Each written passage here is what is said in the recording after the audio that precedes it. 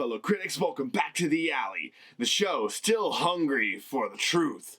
And pizza, no matter how scary their mascots are. And seriously, look at that nightmare fuel, which is, coincidentally, the newest soft drink from your favorite murder animal grease pie emporium. Visit yours today and tell them I sent ya. You'll get a staggering 0% off your entire order. Yes, today I want to discuss our favorite janky bear fear factory, Five Nights at Freddy's. The lore is deep and dark, like the eyes of that rat.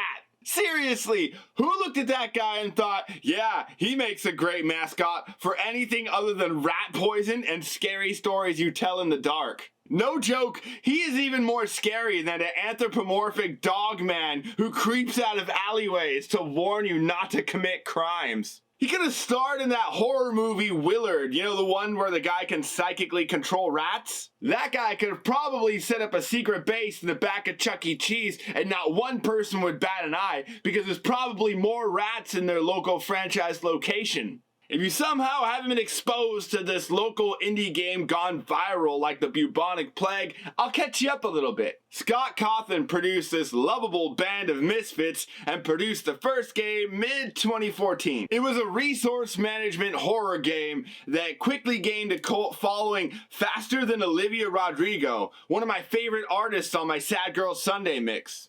This game puts you in the hot and ready seat of a newly hired night security guard who is strangely unable to even get up from his chair as he uses his cameras to monitor these furry murder beasts, occasionally flipping lights on and off and using their patented panic room security doors to stop Freddy and pals from jump scaring you, then tearing you limb from limb and adding you to tomorrow's specialty pizza. But all these actions spend your exceptionally limited energy. If you aren't conscious and diligent, it will deplete entirely, leaving you to wait alone in the dark until they stumble in, scream at your face, and then the dismembering happens. The reason these stuffed psychopaths stalk the halls is because they are filled with and powered by the souls of slaughtered children who were unalived by a man posing as a security guard. He would often take them to the back by force if he couldn't manage to lead them there, and then stuff what's left of their mangled bodies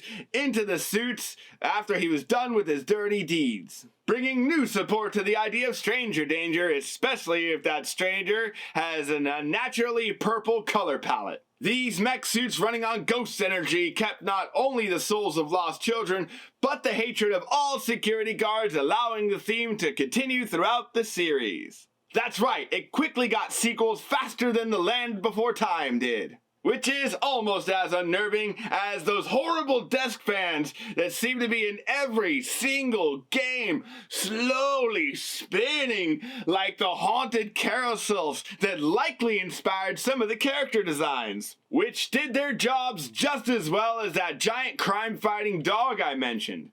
Not at all. Because there's still crime everywhere, just as there's still sweat running down our terrified characters. Both ineffective. Throughout the series, we are introduced to several characters who have about 20 forms apiece, each one more terrifying than the last, especially the confection-looking ones. I mean, Chocolate Freddy looks like Willy Wonka's worst nightmare. So why are there so many, other than obvious merchandise reasons? Well, maybe there isn't. Maybe there's only a couple. Maybe there's none at all. Maybe it's all in your character's head. Why would I make such a claim?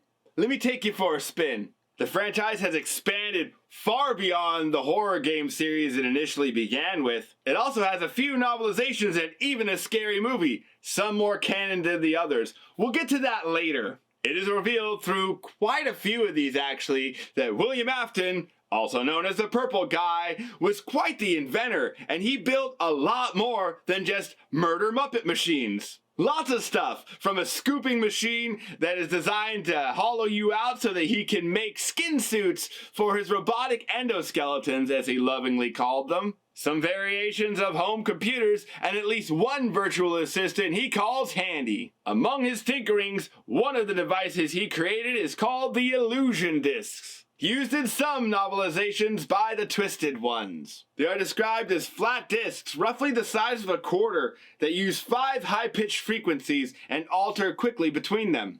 The noises are perceived by the subconscious, overwhelming them and causing the perception of the listener to change things they are seeing into alternative things. So, what if many of the things that we see throughout the series are actually hallucinations or dramatized versions of reality? I mean, it's probably still filled with murder and weird experimentation, but perhaps many of these are more about distracting people, distorting their senses so that they're unable to stop William from his reign of terror. Some of you will likely point out that these have a short range of effect. So how are they altering so many people? Across pretty much all of these games, we're stuffed into many different locations. Hey, just like there are many circles of hell. One is even a hidden lab underneath somebody's house. Or that time we got to explore a mall after hours. Although that one I'm pretty sure we're playing as an android child, so I think that's its own thing. But across pretty much most of these games' locations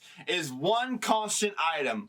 One that already probably haunts your dreams. The fan. Yes, that mostly pointless thing that we mentioned earlier. While it might offer us the most mild of relief during our haunted happenings, it would also be the perfect place to house an illusion disc. And the dull droning that that thing makes would also distract even the most attentive listeners from the sounds it creates. Who would expect the lowly fan to be such a tool of mental warfare? I'm not trying to say there was no murder in your horror game, but maybe things seemed way worse than they were. Might have something to do with why our characters were politely seated like they were attending a frickin' assembly as a murder bot came for their skulls.